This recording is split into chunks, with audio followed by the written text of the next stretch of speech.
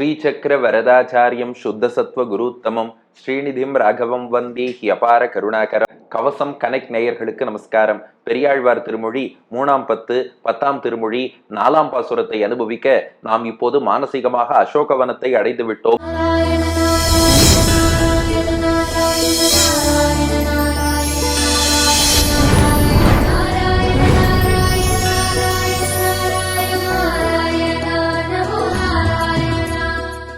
சிம்சுபா மரத்தடியில் சீத்தை, கீழ்கிளையிலே அனுமான் தன்னை ராமதூதன் என்று நிரூபிப்பதற்காக இதுவரை 3 அடையாளங்கள் சொல்லிட்டார். ஆனா சீத்தை என்ன சொன்னான்னா, உன் பேர்ல 30% தான்ப்பா நம்பிக்கை வந்திருக்கு, 70% சந்தேகமா தான் இருக்குன்னு சொல்லிட்டா சீத்தை.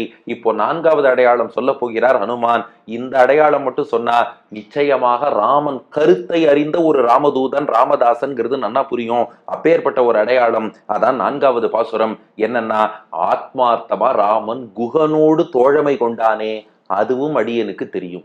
குகனோடு தோழமை கொண்டது ஊருக்கே தெரியுமே, இதுல என்ன விசேஷம்? பாடலை பாருங்கள். வாரணிந்த முலைமடவாய் வைதேவி விண்ணப்பம், தேரணிந்த அயோத்தியர்கோன் பெருந்தேவி கேட்டருளாய், கூரணிந்த வேல்வலவன் குகனோடும் கங்கை தன்னில் சீரணிந்த தோழமை கொண்டதுமோர் அடையாளம். வாரணிந்த முலைமடவாய் வைதேவி விண்ணப்பம், தேரணிந்த அயோத்தியர்கோன் பெருந்தேவி கேட்டருளாய், கூரணிந்த வேல்வலவன் குகனோடும் கங்கை தன்னில் சீரணிந்த தோழமை கொண்டதுமோர் அடையாளம். இந்த இடத்துல வார் அப்படின்னா கச்சைன்னு அர்த்தம், அதாவது மேலாடைன்னு அர்த்தம். வார் அணிந்த, கச்சைன்னு சொல்லக்கூடிய மேலாடை அணிந்த, முலை மடவாய், முலைனா மார்பகம், அதாவது இங்கே திருமேனியை குறிப்பதாக கொள்ள வேண்டும். இது இலக்கிய பிரயோகம், நாம் ஏதோ லௌகிகமா பார்க்க கூடாது. வாரணிந்த முலை மடவாய்னா தன் மேனியில் மேலாடை அணிந்திருப்பவளேன்னு அர்த்தம்.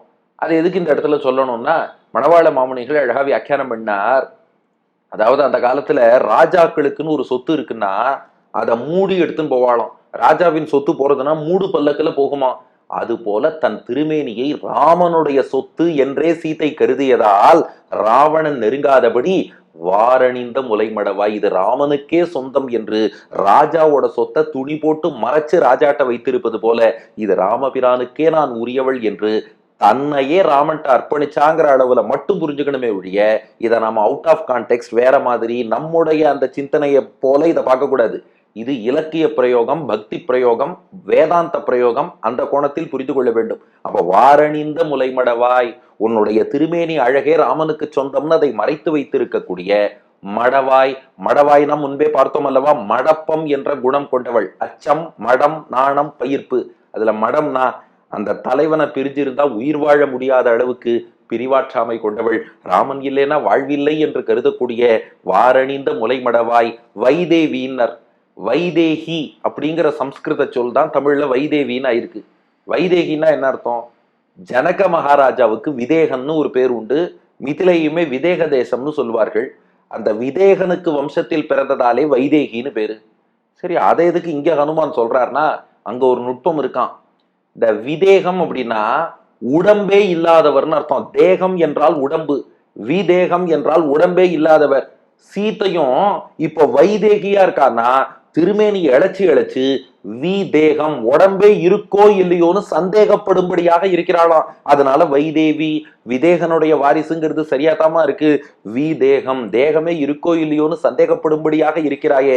அதாவது ராமனை பிரிந்து இழைத்து வால்மீகி ஸ்லோகம் உபவாச கிருஷாம் தீனாம் நிஸ்வசந்தீம் புனః.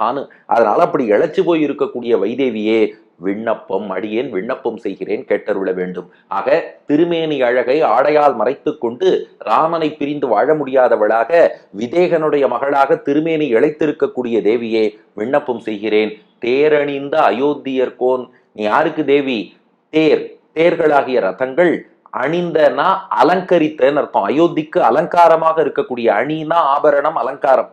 தேர் அணிந்த, தேர்களாலே அலங்கரிக்கப்பட்ட அயோத்தி, அயோத்தி என்ற நாட்டுக்கு அயோத்தியர்கோன், அந்த அயோத்திக்கு தலைவனாக இருக்கக்கூடிய ராமபிரான். தேரணிந்த அயோத்தியர்கோன், தேர்களால் அலங்கரிக்கப்பட்ட அயோத்திக்கு தலைவனான ராமன். அவனுடைய பெரும் தேவி கேட்டருளாய், அவன் பெரும் தேவியாகிய சீதையே கேட்டருளாய், அடியேன் விண்ணப்பம் செய்கிறேன். இந்த விண்ணப்பத்தை கேட்டருள வேண்டும், திருக்காதால் கேட்க வேண்டும். எல்லாம் சரியா இருக்கா? மணவாள மாமுனிகள் சொன்னார், பெரிய பிரச்சனை இருக்குன்னார். என்னன்னு கேட்டோம். சீதைய பெருந்தேவின்னு அனுமான் அழைக்கலாமா? அதுவும் வெறும் பெருந்தேவின்னு சொல்லல, அயோத்தியர்கோன் பெருந்தேவின்ட்டார். அப்ப ராமனுடைய பெரிய தேவியேன்னு சீதையை கூப்பிட்டுட்டா அப்ப சிறு தேவி உண்டான்னு கேள்வி வரும். இது அடியன் சொல்லல, மணவாள மாமுனிகள் வியாக்கியானம் பண்றார். 2 பசங்க இருந்தா இவன் பெரிய பையன்னு சொல்லுவா. ஒருத்தருக்கு இருக்கிறதே ஒரு பையன்னா இவன் என்னோட பெரிய பையன்னு எங்கேயாவது சொல்லுவாளா? இவன் என் பையன்னு தானே சொல்லுவா. பெரிய பையன்னு ஒருத்தனை சொல்லிட்டா சிறிய பையன்னு ஒருத்தன் இருக்கணும். ஒருத்தரை சொல்லும் போது இவர் தான் என்னுடைய பெரிய அண்ணன்னார். இவர் பெரிய அண்ணன்னு சொன்னா அப்ப சிறிய அண்ணன்னு ஒருத்தர் இருக்கணும். பெரும் தேவின்னு சொல்லிட்டா அப்ப சிறிய தேவி இருக்கணும். அனுமான சொல்லின் செல்வர்னு சொல்றோம். பெரியாழ்வாரோ அவ்வளவு அற்புதமா பாசுரம் பாடுறவர். ஆனா அனுமான் சீதையை அழைக்கும் போது தேரணிந்த அயோத்தியர் பெருந்தேவி கேட்டருளாய் பெருந்தேவின்னு கூப்பிட்டுட்டாரு. என்ன மணவாள மாமுனிகள் அற்புதமா வியாக்கியானம் பண்ணார். பெரும் தேவினா பெரிய தேவின்னு அர்த்தம் இல்ல, பெருமைக்கு நிகரான தேவின்னு அர்த்தம். அயோத்தியர்கோன் பெரும் தேவினா அயோத்தியர்கோனுடைய பெருமைக்கு அவன் தேவி எப்படிப்பட்ட பெருமை கொண்டவளா இருக்கணுமோ அந்த எல்லா பெருமையும் அவனுக்கு நிகராக பெற்ற தேவின்னு அர்த்தம். காஞ்சிபுரத்துல தாயார பெருந்தேவி தாயார்னு சொல்றோம் பாருங்க. உடனே பெருந்தேவினா இன்னொரு சிறுதேவி தாயார் இருக்கணும்னு தேவையில்லை. அவன் பெருமைக்கு தக்க தேவி என்று நாம் புரிந்து கொள்ள வேண்டும். இந்த பெரியாழ்வார் பிரயோகத்தை தான் பின்னாடி கம்பர் பயன்படுத்தினார். ஹனுமான் பின்னாடி ராமன்ட்ட திரும்பி வரார், கண்டேன் சீதையைன்னு சொல்றார். சீத்தை எப்படி இருந்தான்னு கேட்கிறார் ராமன். அப்ப கம்பனுடைய பாடல், உன் பெரும் தேவி என்னும் உரிமைக்கும் உன்னை பெற்ற மண் பெரும் அருகி என்னும் வாய்மைக்கும் மிதிலை மன்னன் தன் பெரும் தனையை என்னும் தகைமைக்கும் தகைமை சான்றாள் என் பெரும் தெய்வமையா இன்னமும் கேட்டி என்பான். அங்க ஹனுமான் சொல்றார், உன் பெருந்தேவி எப்படி இருக்கணுமோ அப்படி இருக்கா, தசரதனுடைய மருமகள் எப்படி இருக்கணுமோ அப்படி இருக்கா, ஜனகனுடைய மகள் எப்படி இருக்கணுமோ அப்படி இருக்கா, என் பெரும் தெய்வம் எப்படி இருக்கணுமோ அப்படி இருக்கான்னு சொல்வதாக அது பின்னாடி கம்பர் வச்சார். அது எல்லாம் பெரியாழ்வார்ட்டேந்து வந்தது.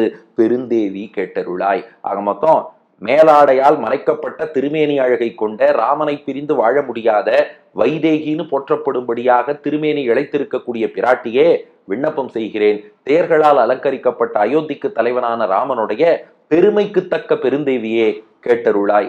என்னப்பா அடையாளம் சீக்கிரம் சொல்லுன்னா, சீத்தை பீட்டிகை தான் பெருசா இருக்கு, அடையாளம் என்ன சொல்ல போறேன்னா அனுமான் சொல்றார், கூரணிந்த வேல்வலவன் குகனோடும். குகன் குகன்னு கங்கை கரையில ஒருத்தர் இருந்தானே, உங்களுக்கு நல்லா தெரியும், ஸ்ருங்கிபேரபுரத்தில் இருக்கிறான். கூர் அணிந்த, கூர் அணிந்தன்னா கூர்மையான அர்த்தம். வேல், அந்த வேலை வலவன், வலவன் அப்படின்னா வல்லவன் அர்த்தம். வல்லவன் என்ற சொல் இங்க வலவன் இருக்கு. கூரணிந்த வேல், கூர்மையான வேலை பயன்படுத்தி போர் புரிவதிலே வலவன், வல்லவனாக இருக்கக்கூடிய குகன். அதாவது அந்த கூர்மையான வேலை அவன் கையில எடுத்துட்டான்னாலே எதிரிகள் மண்ணை கவுவார்கள். அப்படிப்பட்ட சிறந்த போர் வீரனாக அவன் விளங்கினான். அதான் கூரணிந்த வேல் வலவன் குகன். கூர்மையான வேல் எடுத்து சண்டை போடுவதில் வல்லவனாகிய குகன். அந்த குகனோடும் அவனோடு சேர்ந்து கங்கை தண்ணில், கங்கை தண்ணில்னா கங்கை கரையிலேன்னு அர்த்தம். பொதுவா கங்கை தண்ணில்னா கங்கை நதிக்குள்ளையான்னு புரிஞ்சுக்க கூடாது. இதைத்தான் தமிழ்ல ஆகு பெயர்னு சொல்லுவா. நான் அவனை கங்கையில சந்திச்சேன் அப்படின்னா கங்கைக்குள்ள மூழ்கி உள்ள போய் சந்திச்சேன்னு அர்த்தம் இல்லை, கங்கை கரையில சந்தித்தேன்னு அர்த்தம். ஆகையினால கங்கை தன்னில், அந்த கங்கை கரையிலே ராமன் குகனை சந்தித்தானே, அவனோடு நட்பு கொண்டானே. சீரணிந்த தோழமை கொண்டதும், தோழமைனா நட்பு, ஃப்ரெண்ட்ஷிப், தோழமை கொண்டதும் நட்பு கொண்டானே ராமன், ஓர் அடையாளம். சீத்தை சிரிச்சா, பா என்னமோ பீட்டிகையெல்லாம் போட்டு என்ன பெருந்தேவின்னு வர்ணிச்சு குகனை கூரணிந்த வேல்வலவன்னு சொல்லி அயோத்திய தேரணிந்த அயோத்தின்னு சொல்லி குகனோடு நட்பு கொண்டதெல்லாம் ஒரு விஷயமா? அனுமனே உனக்கு விஷயம் தெரியுமா? இப்ப சீத்தை சொல்றாளாம், இதெல்லாம் நம்ம ஆச்சாரியர்கள் சுவையா விளக்குறா. சீத்தை சொன்னாலாம், அது பாரு, முதன்முறையா வனவாசம் வந்து ராமன் குகனை சந்திச்சு புதுசா நட்பு கொள்ளல. முன்னாடியே ராமன் இளவரசனாக இருக்கும் காலத்திலேயே அப்பப்ப வேட்டையாடுவதற்கு அந்த பக்கம் வருவார். உடனே அடுத்த கேள்வி நாம கேட்போம், ராமன் ஏன் வேட்டையாடினார்? மிருகத்தை துன்புறுத்தினாரா? அது இல்ல. சில துட்ட மிருகங்களால் மனிதர்களுக்கு ஆபத்து வரலாம், பசுக்களுக்கு ஆபத்து வரலாம், அவற்றையெல்லாம் வேட்டையாடுவது ராஜாவோட கடமை. அதனால வேட்டையாட வருவார். அப்படி வேட்டையாட வரும்போது முன்பே ராமனுக்கும் குகனுக்கும் நட்பு இருந்தது. ராமனுக்கும் குகனுக்கும் நட்பு இருக்குங்கிறது ஊருக்கே தெரியும். சுமந்திரனுக்கு தெரியும், வசிஷ்டருக்கு தெரியும், பரதனோடு வந்து பார்த்த எல்லாரும் குகன் எவ்வளவு ராமன் மீது அபிமானம் வச்சிருக்கான்னு தெரியும். என்னப்பா இது சீரணிந்த தோழமை கொண்டதும் ஒரு அடையாளம், குகனோடு கங்கை கரையில நட்பு கொண்டது அடையாளம்னு சொல்றியே, இதுல என்ன பெரிய அடையாளம் இருக்க போறதுன்னா அனுமான் சொன்னார், அடியன் கொஞ்சம் நம்மளை பத்தி நாமே சொல்லிக்க கூடாது இல்லையா, அதனால அனுமான் கொஞ்சம் பொறுமையா பணிவோடு சொன்னாராம். இல்ல, தோழமை கொண்டதும்னு அடியன் சொல்லல, சீரணிந்த தோழமைன்னு சொன்னேன். சீரணிந்தனா சீர்மை மிக்க சிறப்பு பொருந்திய. இந்த பாட்டுல பாருங்க, அணிந்த அணிந்த 4 அடிகள்லயும் வரும்.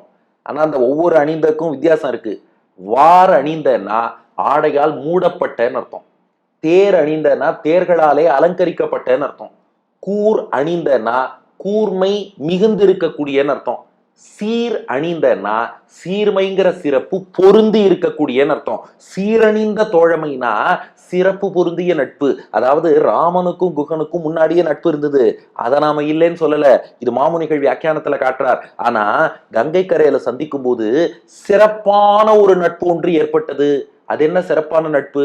குகனுடைய உதவியோடு சீத்தை, ராமன், லக்ஷ்மணன் மூவரும் கங்கையை கடந்து அக்கறையில போய் இறங்குகிறார்கள். அதுக்கப்புறம் ராமன் குகனுக்கு விடை தருகிறான். பா, நீ போய் சிங்கிபேரபுரத்துல இரு, நீ குகனும் கூட வருவேன்னு ஆசைப்பட்டான். ஆனா ராமன் சொல்லிட்டான், நீயும் வந்தேன்னா அப்புறம் இது வனவாசமாவே இருக்காது. ஏற்கனவே லக்ஷ்மணன் வந்துட்டான், சீத்தை வந்துட்டா, இன்னும் நண்பனும் வந்தான்னா சரி வராது. நீ இரு, நாம அவசியம் மீண்டும் சந்திப்போம்னா. ஆனா குகனுக்கு ராமனை பிரியறதுக்கு மனசு இல்லை. வருத்தப்பட்டான், கண்ணீர் விட்டான். அப்ப குகனை பார்த்து ராமன் ஒரு வார்த்தை சொன்னான். இது திருமங்கை ஆழ்வார் பாசுரத்துல பாக்குறோம். வால்மீகி நேரா பாடல, திருமங்கை ஆழ்வார் பாடினார். அதை தழுவி கம்பரும் பாடினார். அதைத்தான் வியாக்கியானத்தில் மாமுனிகள் இங்கே கோட் பண்ணி காட்டுறார். என்னன்னா, ராமன் குகன்ட்ட சொல்றான், பா, நான் பரதனை கூட தான் பிரிஞ்சு வந்திருக்கேன். அதுக்காக பரதன் என் தம்பி இல்லைன்னு ஆயிடுமா? உன்னை பிரிஞ்சு போனாலும் நீ என் தம்பி இல்லைன்னு ஆயிடுமா? குகா, நீ எனக்கு வெறும் நண்பன் கிடையாதுடா, நீ எனக்கு தம்பி. இந்த காட்சி இருக்கே, இது 4 பேருக்கு தான் தெரியும்.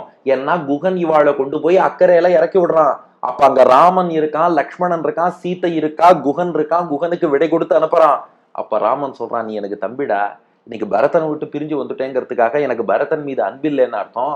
இப்ப பிரிஞ்சு போனாலும் திரும்பி வந்து சந்திக்க மாட்டோமா? அப்ப இதே அன்பும் நட்பும் அந்த சகோதர பாசமும் பொங்கி வராதுன்னு நினைக்கிறியா? குகனை பார்த்து சொன்னானா, ஏழை ஏதலன் கீழ்மகன் என்னாது இறங்கி மற்றவர்க்கு இன்னருள் சுரந்து மாழைமான் மட நோக்கி உன் தோழி. இந்த சீத்தை இருக்கிறாளே, இவள் உனக்கு தோழின்னா. இவள் உனக்கு தலைவின்னு சொல்லல. ராமன் தலைவன், பகவான் அப்படின்னு சொன்னா. அவளை பகவதி, சுவாமினி, தலைவின்னு சொல்லணும். சொல்லல. சீத்தை உனக்கு தோழி. உம்பி எம்பி என்று ஒழிந்திலை.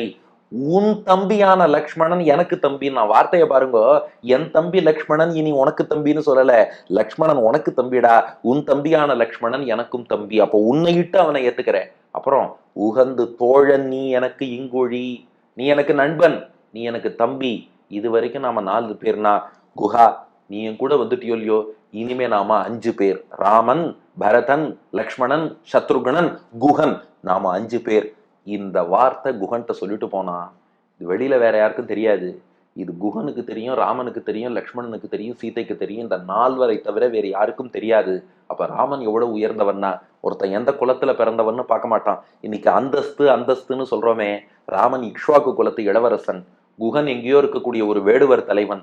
ஆனா அவனை நண்பன்னு மட்டும் சொல்லாம, நீ என்னுடைய உயிர் தோழன், என் தம்பி நீன்னு சொல்லி, சீதையும் உனக்கு தோழி, லக்ஷ்மணன் உன் தம்பின்னு சொல்லிட்டு போனானே, அதுதான் வெறும் தோழமை இல்ல, சீரணிந்த தோழமை, சிறப்பான தோழமை. அந்த தோழமை கொண்ட வரலாற்றையும் ராமன் அடியட்ட சொல்லியிருக்கார். இந்த வரலாறு எனக்கு தெரியணும்னா, ஒண்ணு ராமன் சொல்லியிருக்கணும், இல்ல லக்ஷ்மணன் சொல்லியிருக்கணும், இல்ல சீத்தையே சொல்லியிருக்கணும். நீங்க எனக்கு சொல்லலைன்னா அப்ப ராமனோ லக்ஷ்மணனோ சொல்லித்தானே இதை சொல்றேன்.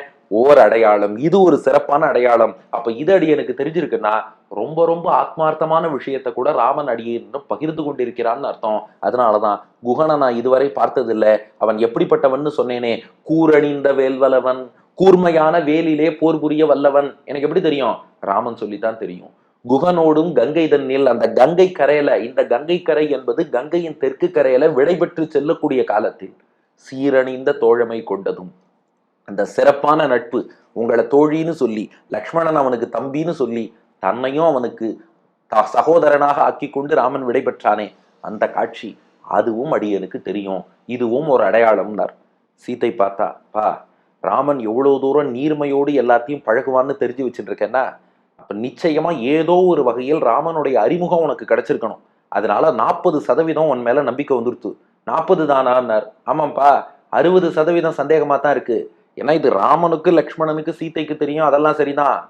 குகனுக்கும் தெரியுமோ இல்லையோ? நீ ஒருவேளை குகனுடைய கோஷ்டியில உள்ள வேடுவருக்கு வேண்டியவனாக இருக்கலாம்.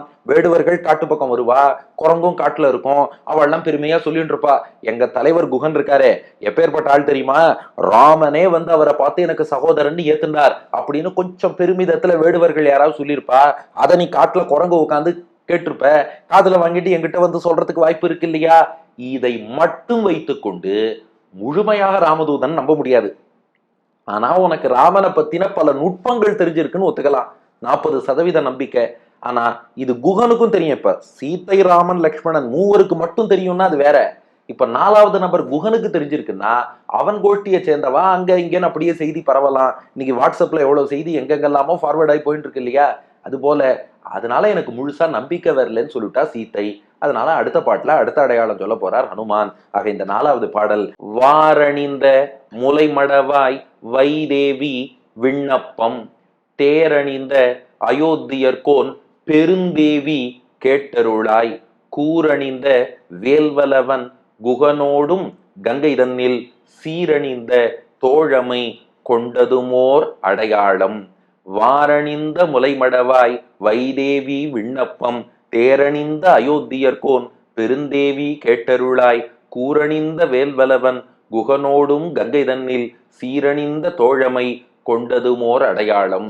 கச்சை என்னும் மேலாடையாலே மறைக்கப்பட்ட திருமேனி அழகை கொண்ட, மடப்பத்தோடு ராமனை பிரிந்து வாழ முடியாத விதேக ராஜாவுக்கு மகளாக திருமேனி இழைத்திருக்கக்கூடிய பிராட்டியே, விண்ணப்பம் செய்கிறேன். தேர்களால் அலங்கரிக்கப்பட்ட அயோத்திக்கு தலைவனான ராமனுடைய பெருமைக்குத்தக்க தேவியே, அடியன் விண்ணப்பிப்பதை கேட்டருள வேண்டும். கூர்மையான வேல் எடுத்து போர் புரிய வல்லவனான குகன், அவனோடு கங்கை கரையில் சிறப்பான தோழமை ராமன் கொண்டானே, அதுதான் 4வது அடையாளம் என்பது இந்த பாட்டின் கருத்து. அடியன் வழங்கும் ஆங்கில வடிவம். ஓ, the daughter of Videha, covering her body with cloth to protect the beauty from the evil eyes of Ravana. Oh, the one totally dependent on Lord Rama, it is my application. Oh, the wife of Rama, oh Vaidehi, covering your body with a cloth to protect it from the evil eyes of Ravana. Oh, the one who is entirely dependent on Lord Rama. Oh, the one who is matching the glories of Rama in all your auspicious attributes. Oh, the consort of Rama, who is the chief of Ayodhya, decorated by chariots. Please listen. Rama had special friendship with Guha on the banks of Ganga. Guha is an expert in fighting with spear. I know the way Rama accepted Guha as his friend. This is the 4th evidence என்பது இதற்கான ஆங்கில வடிவம். இனி 5வது அடையாளம் என்ன சொல்ல போறார்? அடுத்த பகுதியில் காண்போம். பெரியாழ்வார் திருவடிகளே சரணம்.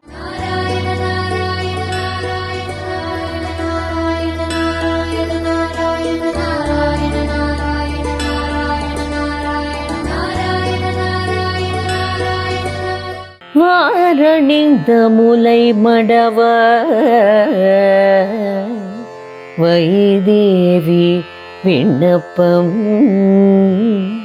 தேரணிந்த அயோத்தியர்கோன் பெருந்தேவி கேட்டருளாய் கூரணிந்த மேல்வலவம் குஹனோடும் கங்கை தன்னில் சீரணிந்த தோழமை கொண்டதும் ஓர் அடையாளம்.